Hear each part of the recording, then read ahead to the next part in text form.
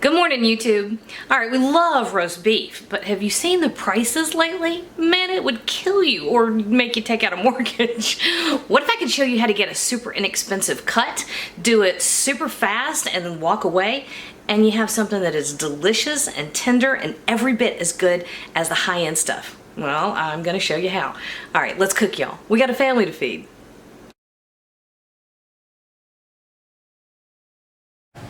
Alright, I'm about to show you all how to do something really awesome. Okay, so beef is expensive, right?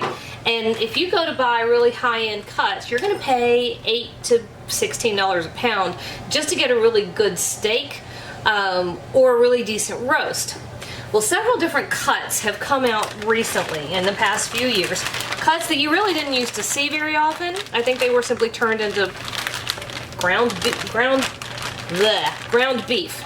Okay, one of them is a beef round eye. You'll also see these as eye of round. Same thing, it's part of the round primal. This one is about 5 pounds. So it started out at the big box store as a 6.5 pound roast, and I cut off parts of it twice for different recipes, because it's really good for a beefy vegetable soup or beef and barley. Or you can make chili out of it, or you can make beef tips. I mean, the uses for this particular cut are really pretty extensive. Now, here's the good thing about it. It's really inexpensive. The bad thing is it's super lean, and on top of that, unlike a chuck roast or a brisket, there aren't a lot of connective tissues in it. So I'm gonna bring this over and let you see. So this, let me get my, there we go. All right, can you see that? Let me come over in the sunshine. Let's see if this works better. That's almost too good. Let me get it without the shadow. No, we're gonna come this direction. There we go. All right, y'all.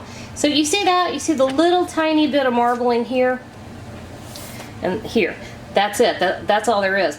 And if you go and look at a really high-end piece of steak, you'll notice that the marbling is everywhere. So in a way, this is closer like to a filet mignon, but not near as tender, okay? So good and bad. Now, this stuff, this hard fat, it will, some of it will melt, yes, but it's not going to completely render, and it's certainly not going to render to the point where it penetrates this cut, right? So there's the good and the bad. The good is that it's $3.99 a pound, and that you can use it for all kinds of things. You can dice it really small and use it in all kinds of different recipes. Matter of fact, now that I said steak tips, I think I'm about to take... Yeah, now I have to. Hang on a second. Alright, so this was originally 6.5. Now it's down to 5. Now you see how it starts out fat on this end and gets narrow down here. I'm going to take off this narrow end to where we are going to be right here, so that the rest of our roast is approximately the same width.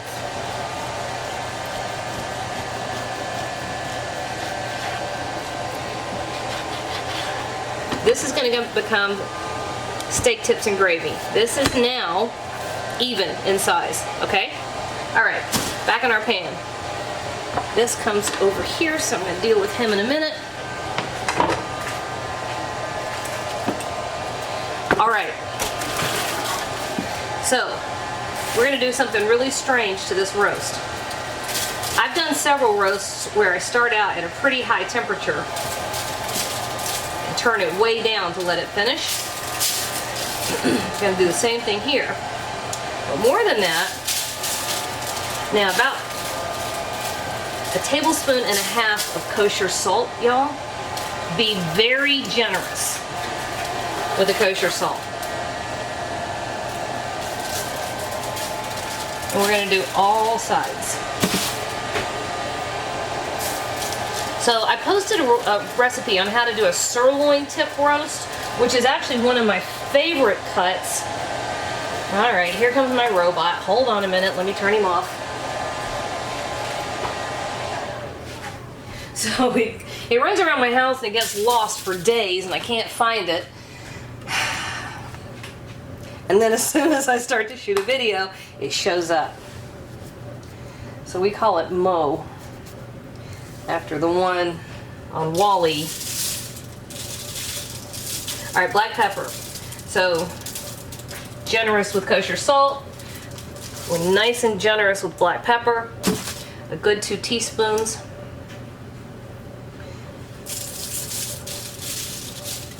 Okay, now I did a sirloin tip roast. That's one of my better videos. I didn't show the food enough, y'all. You don't have to come back and tell me. I know, I got the message.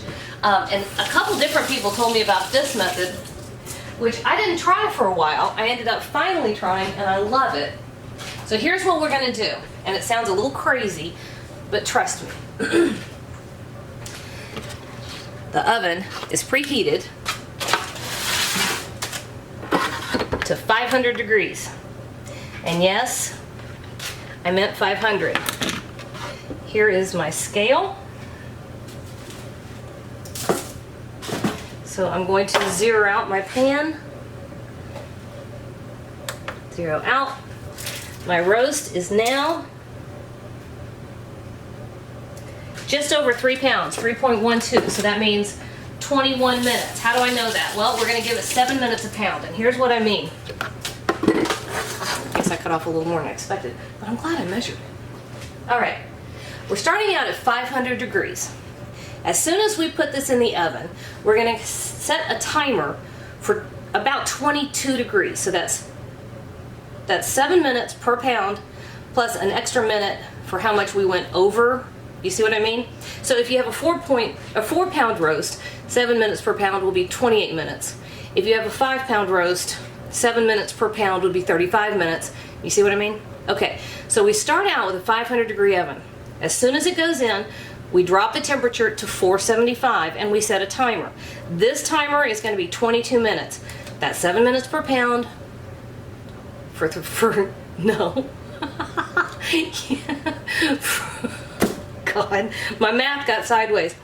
7 minutes per pound times 3 pounds, plus an extra minute because we're a little over, right? So just over 3 pounds. So now, at the end of that 22 minutes, we're turning the oven off. We're not going to open it.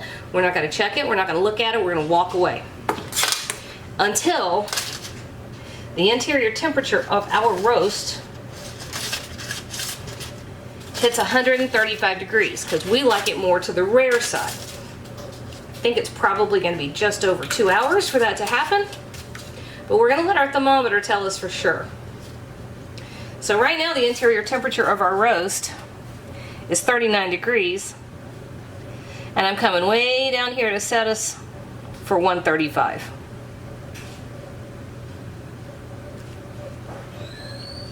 Come on, 135. That's it. Well, wow, I didn't want to get there. All right, so 500. Ricky, open the oven for me, please. 500 degrees. All right, that's in there. Now, as soon as it's in, now that it's in, I'm dropping the temperature to 475. Whoop. And I screwed it up already, 475. And I'm setting a timer for 22 minutes, which is, I'm trying to get this out of my brain again, one more time. 1, 2, 22. 3 minutes per pound. No, 7 minutes per pound. Times 3 minutes, jeez. You know, there's a reason why I don't teach math. You know that. You really know that, don't you? 7 minutes per pound times 3 pounds plus 1 minute for how we went over 3 pounds by 0.12. There we go. Oh my God, thank God. I need a glass of wine or a nap. Maybe both. All right, 22 minutes. Time is up. So we are turning our oven off, okay? Now, we still have, whoop, we still have our thermometer set right here. So now this is what's going to tell us what we're doing. I'm not going to open the door. I'm not going to look at it. I'm not going to do a daggone thing except someone will come over here and make some green beans until my thermometer beeps so I know the roast is ready. Okay, so let's pull that out of there. Make it hush. Mainly make it hush. Stop it. Thank you. Shoo. Alright, so it's been a good while. It's been 2.5 hours.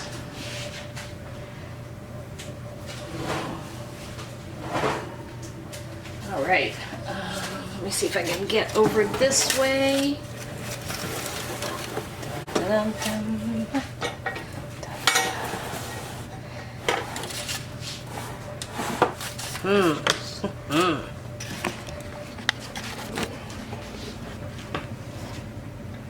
How about that, y'all?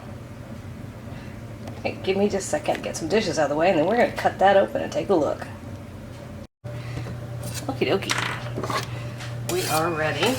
Ricky, are you hungry? Not really. That's not what you're supposed to say. You're supposed to say, I'm starving, Mom.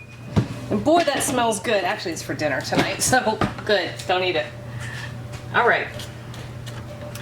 We did climb just a degree or two after it came out of the oven. I wasn't intentionally allowing this to rest. I just had my hands busy. So it's a little different than a regular roast, in which you definitely do want it to rest. Isn't he pretty? Yes. All right, so hopefully we have gone for a perfect medium rare, and we have maintained a nice juicy interior.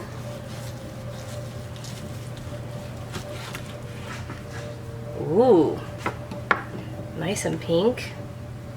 Closer to a medium than a medium rare, but that's okay, I'll take it.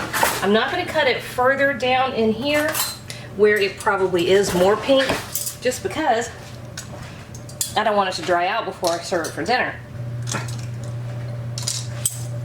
I'm gonna go in a minute and grab Kinsley for an appointment. All right, I'm gonna go in a minute and grab Kinsley for an appointment. First, I wanna see how we did, because remember, this is a relatively inexpensive piece of meat.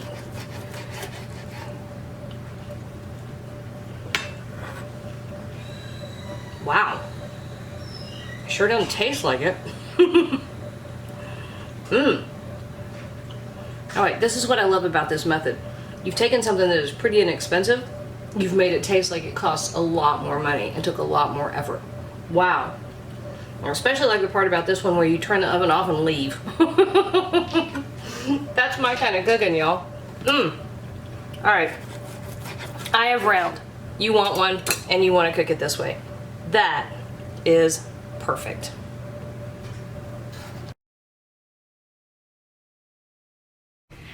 Hey YouTube, thanks for watching, and if you thought that video was helpful, do me a huge favor. Hit like, hit subscribe, hit the little bell so you get a notification whenever I post a new video.